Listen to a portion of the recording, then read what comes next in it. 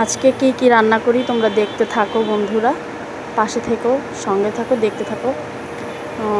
আজকে গরুর মাংস রান্না করবো, আরও অনেক কিছু রান্না করব। তোমরা পুরো ভিডিওটা যদি দেখো তাহলে বুঝতে পারবা। সো হ্যালো বন্ধুরা, আসসালামু আলাইকুম। তোমরা সবাই কেমন আছো? আশা করি ভালো আছো। আমিও ভালো আছি, তোমাদের দয়া আলহামদুলিল্লাহ। আজকে গরুর গোশত রান্না করব। আর তোমরা তো দেখতেই পাচ্ছ গরুর গোশত মানে কষাতে বসিয়ে দিয়েছি। এখন আবার আলু কেটে তারপর আলু দিয়ে দেবো গরুর গোশতের ভিতরে, কারণ কষানো হয়ে গেছে।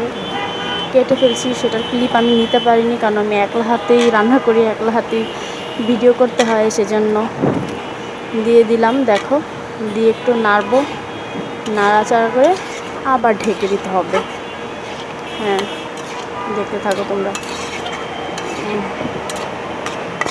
এখানে আরও অনেক কিছু রান্না করবো, তোমরা দেখতে থাকো।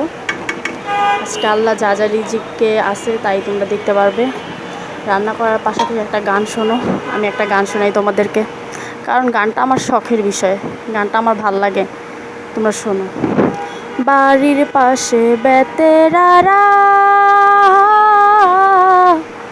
হাল জোড়েছে বিয়েন বেলা রে,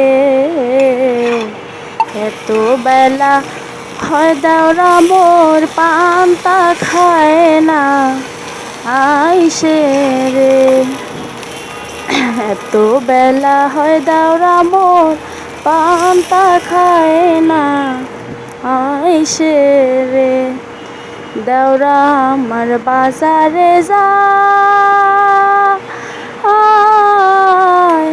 পন্থে বড় বাগের ভয় রে, দেওরা মরলে হব পাগল হব দেশে তরি রে, দেওরা মরলে হব পাগল হব দেশে তরি রে। বাড়ির পাশে বেতেরারা হাল জোড়েছে বিয়েন বেলা রে, এত বেলা হয় দাওরা মোর পান্তা খায় না আইসে রে। সো গাইজ দেখো, এখানে আমার রান্না বান্না কমপ্লিট। এখন আমি ভাত খাবো। আমার ছেলেকে খাইয়ে দিয়েছি, ও খেলতেছে, তোমরা তো দেখছোই ভিডিওতে। এখন আমি ভাত খাইতেছি। কালকের গুঁড়া মাছের তরকারি আসছিল, আর হলো গরুর মাংস রান্না করছি, সেটা নিছি। এখন আমি ভাত খাইতেছি, তোমরা দেখতে পাচ্ছ। ভাতটা খাওয়া কমপ্লিট হচ্ছে।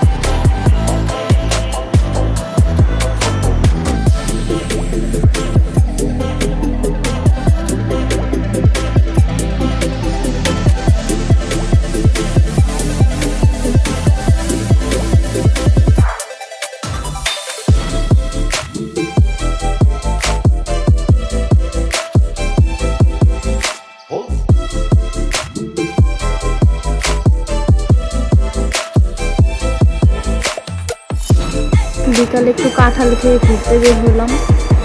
দেখো তোমরা, এখানকার ভিউটা কত সুন্দর।